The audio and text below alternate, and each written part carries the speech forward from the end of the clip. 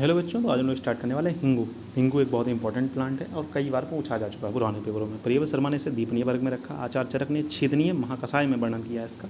आचार्य सुश्रुत ने पेपल्यादि गण में किया। आचार्य भाव प्रकाश ने इत्यादि वर्ग में इसका मतलब इसे पढ़ाया बताया हम लोगों को। ठीक है। लैटिन नेम इसका फेरुला एसाफोटिडा और इसकी फैमिली है अम्बलीफेरी फैमिली या पीएसी फैमिली। अम्बलीफेरी का एक और प्लांट पढ़े थे हम लोग, जीरक। ठीक है। हिंगू भी उसी फैमिली का है। ठीक है। पर्याय हैं जंतुघन, ब्रह्मिक, सहस्त्रवेदी। ठीक है। इसके जंतुघन के नाम से कई बार पूछा जा चुका है। ठीक, जंतुघन इंपॉर्टेंट पर्याय है। ठीक है। जंतुघन माने जंतुओं का नाश करने वाला। ब्रह्मिक देश में उत्पन्न होता है। सहस्त्रमेधी मतलब मेद का नाश करने वाला। ठीक है। इंग्लिश नेम एसाफोटिडा, हिंदी में हींग कहते हैं। इसका छुप होता है। मूल के तने के ऊपर चीरा लगा कर निर्यास निकाला जाता है, उसे ही हींग कहते हैं। 4 वर्ष पुराने पौधे से ही हींग प्राप्त करना चाहिए, यानी 4 ईयर्स ओल्ड हो उसी से प्राप्त करना चाहिए। ये आपके पॉइंट ऑफ व्यू से इंपॉर्टेंट नहीं है। इसका क्या निकालते हैं, निर्यास निकालते हैं, और ये इसका क्या होता है, छुप होता है। ये आपके पॉइंट ऑफ व्यू से, अभी के पॉइंट ऑफ व्यू से इंपॉर्टेंट है। ठीक है। एक पौधे से 250 ग्राम तक हींग प्राप्त हो सकती है। ये पीजी पॉइंट ऑफ व्यू से इंपॉर्टेंट है, नॉर्मली आपके लेवल पर तो नहीं पूछेगा। उत्पत्ति स्थान ईरान, अफगानिस्तान और काबुल में हुई होती है। ठीक है। अफगानिस्तान के काबुल में। भारत में कश्मीर और पंजाब में इसकी उत्पत्ति होती है। जातियाँ इसकी 2 हैं, हीरा और हिरणा। ठीक है। हीरा जो होती है वो श्वेत वर्ण की होती है और सुगंधित होती है, और घृणा कृष्ण वर्ण की और दुर्गंधित होती है। व्यापारिक दृष्टि से बात करें तो कड़ हिंगू, पिंड हिंगू और लेप हिंगू। ठीक है। कड़ हिंगू जो होता है वो शुद्धतम होती है। पिंड हिंगू कड़ के समान आपस में मिलकर पिंड रूप में दिखाई देती है। यही सामान्यता बाजार में उपलब्ध रहती है। लेप हिंगू यह अशुद्ध हींग है, इसमें इम्प्योरिटीज़ ज़्यादा होती हैं। यही बाज़ार में नॉर्मली प्रेजेंट होती है। इसमें ज़्यादा अशुद्धियाँ होती हैं, इसलिए इसे शुद्ध करके ही सेवन करना चाहिए।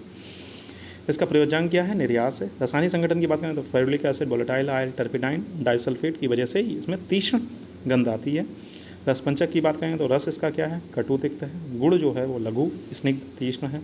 वीर्य जो है वो उष्ण है। विपाक जो है कटु है। दोषकर्म की बात करें तो कफवात शामक। अब प्रयोजन की बात करने वाले तो प्रयोजन इसका निर्यास है। मात्रा इसकी है 0.1 to 0.5 मिलीग्राम। ठीक है। ग्राम भी नहीं है, इसका मिलीग्राम में इस्तेमाल करते हैं इसे। ठीक है। 0.1 to 0.5 मिलीग्राम। ठीक है। तो काफ़ी कम मात्रा है। अगर आप ग्राम में भी इसका इस्तेमाल कर लोगे तो भी आपको कॉम्प्लिकेशंस होने के चांसेस हैं। ठीक है। तो इसकी मात्रा आपको याद रखनी पड़ेगी। ये MCQ में भी पूछ सकता है और आपको लिखनी भी पड़ेगी।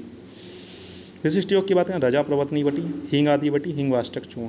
कर्म की बात करें तो दीपन है, छेदन है, शूल प्रशमन है, वेदना स्थापक है, वात अनुलोमन है। ठीक है। और आर्तव जनन है। ठीक है। आमयिक प्रयोग की बात करेंगे तो आमयिक प्रयोग है, उदर विकारों में भूनकर हींग को खिलाते हैं तथा पानी में घोलकर उदर पर लगाने से लाभ मिलता है। कास रोगों में राजकृच यानी discontinuation of urine. Special point, शुद्ध हींग के लक्षण क्या क्या हैं, तो ये जो पॉइंट है, ये जो पढ़ाने वाला हूँ, इसे आप छोड़ सकते हैं।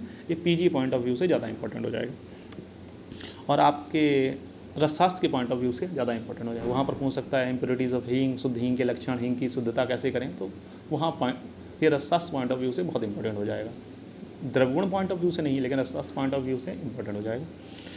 जो हींग जल में डूबने पर जल में पूर्णतः घुल जाए, जल का बाढ़ दूधिया सफ़ेद हो जाए, पात्र जल में कोई अवशेष ना रहे, जलाने पर पूर्णतः जल जाए, घृत के साथ भूनने पर लावा के समान श्वेत वर्ण का होकर फूल जाए, वर्ण में श्वेत वर्ण का हो जाए, स्वाद में कटु, गंध में तीक्ष्ण, वर्ण हल्के बादामी रंग की रक्त वर्ण की, H2SO4 में डालने पर भूरा लाल रंग का सोल्यूशन हो जाए। ठीक है। अल्ट्रेशन की बात करेंगे तो गेहूँ को महीन पीसकर इसमें मिला सकते हैं। मोरंग बालू, गोदंती के टुकड़े मिला सकते हैं। गोंद आदि को मिलाकर इसे मिश्रण करते हैं, मतलब अल्ट्रेशन करते हैं। तो शोधन किस तरीके से करते हैं, ये आपके मैंने कहा, ये कहाँ किस पॉइंट ऑफ व्यू से इंपॉर्टेंट है, ये सारी चीज़ें रसशास्त्र पॉइंट ऑफ व्यू से इंपॉर्टेंट। भर्जन करते हैं, घृत से हींग को मंद अग्नि पर भूनकर शुष्क करके हींग शुद्ध हो जाती है। या अभर्जित में हींग से 8 गुना जल लेंगे, घोल कर बनाएंगे, फिर उसे छान लेंगे। छानने के बाद जल को मंदअग्नि या धूप में शुष्क होने तक सुखाया जाता है। इससे हींग जो होती है वो शुद्ध हो जाती है। अगर वो पूछ लेता है हिंगू निर्यास का वर्णन करें, तो कोई भी बच्चा हींग नहीं लिख के है। हिंगू निर्यास जो है वो नियम का पर्याय है। ठीक है। यहाँ पर बच्चों को कन्फ्यूजन हो सकता है, इसलिए इसको यहीं पर समझा दिया। उदर रोगों में हींग को भूनकर प्रयोग करते हैं। छेदनीय कर्म और फुफ्फुस रोगों में कच्ची हींग का प्रयोग करते हैं। कच्ची हींग तीक्ष्णता छेदन कर्म में ज़्यादा उपयोगी। निषेध पित्त प्रकृति पुरुष में नहीं करना चाहिए। सोइलिंग ऑफ लिप्स और हब्स में नहीं करना चाहिए। निवारण, स्निग्ध और शीतल द्रव्यों का प्रयोग करें, चंदन, शतपुष्प, अनार आदि। आचार्य चरक ने सूत्र स्थान 2025 मतलब सूत्र स्थान अध्याय 25 में हींग के निर्यासों को छेदनीय, दीपनीय, अनुलोमीय, वात कफ सामक द्रव्यों में श्रेष्ठ माना। हिंगु हिंगु निर्यास छेदनी दीपनीय अनुलोमनीय वा कफ उपशमना नाम। ठीक है, हींग एंटीट्यूड ऑफ ओपियम, ओपियम का एंटीट्यूड माना जाता है। ठीक है, ये आपके अगत्यंत पॉइंट ऑफ व्यू से इंपॉर्टेंट है। तो यहाँ पर हमने कई सारी चीज़ें एक साथ को रिलेट करके करी और आपसे पूछ भी सकता है पेपर में किसका एंटीट्यूड होता है, और हो सकता है एग्जामिनर आए वाइवा में भी पूछ सकता है। ठीक है, ठीक है बच्चों, फिर मिलते हैं नेक्स्ट लेक्चर में, तब तक के लिए हैव अ नाइस डे। पढ़ते हैं, मस्त रहे।